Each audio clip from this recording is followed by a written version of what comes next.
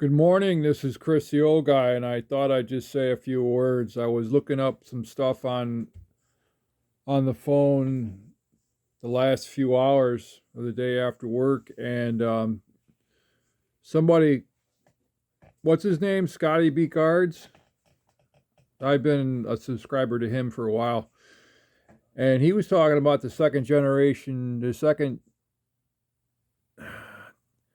He was talking specifically about a second junk wax era, and I'm a firm believer in it. I believe that they if they keep production low, like Stryker was saying, I think the cards will go up in price. Now, your autos and any of your main Hall of Famer cards or your future Hall of Famer players will make the buck, and then you're looking at 8, 9, or a 10 for a card. You're probably looking maybe for a 7. It's mind-boggling how um how much if you got to look for the sales. Now, if you want to buy a box of, say, the hobby of Heritage, you got to find how much they are on eBay, how much they are in certain places, and do your digging as to how much you want to spend. Um, but there's deals out there. There's deals out there for Topps 24 Series 2. You just got to find now hangers hangers for Topps 24 Series 2 are kind of limited. I had to buy them off eBay. They don't have them on site from Walmart yet or anything like that in that particular fashion. I'm gonna probably do a video if I can get a decent deal of a Fanatics blaster of either Heritage or Series 2 24s. I just want to see what.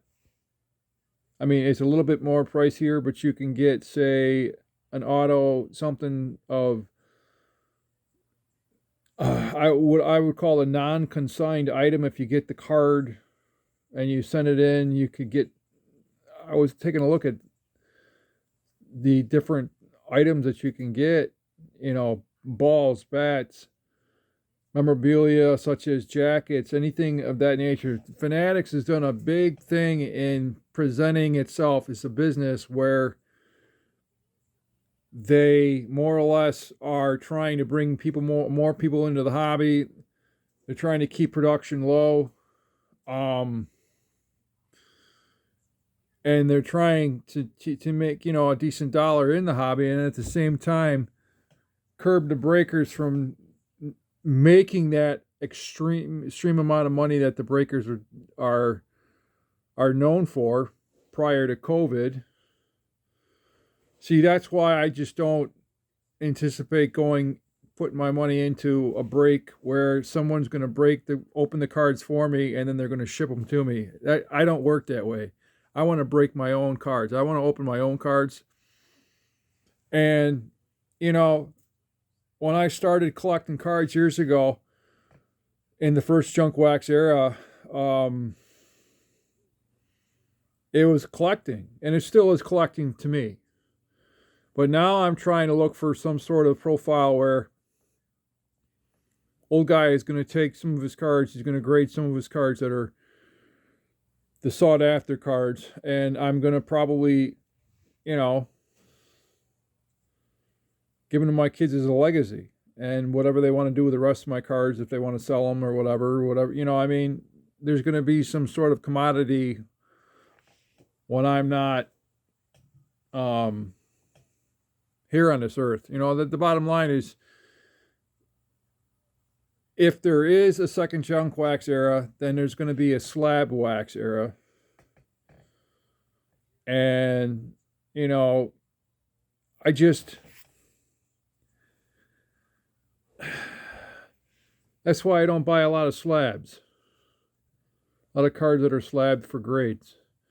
I mean, you have to have a hot card Number one. Number two, you have to have that card in pristine condition. Number three, it's got to be a card that someone will go after, period. And I mean, like, flies on rice, whatever you want to call it. I mean, it's going to be a card that more or less people will buy and pay that exorbitant amount of money because it's so limited to a certain amount of production. The bottom line, a goose is his gander. You know, you're going to buy something that is, say, 20% more in markup, but if this card is such low limited production and it's only limited to, say, 10 or 100, you're going to pay 50% more or maybe 100% more, depending on the buyer. But that's all I got to say. But yes, we are in a second junk wax. And Stryker said specifically that Fanatics and Topps have limited the production of Series 2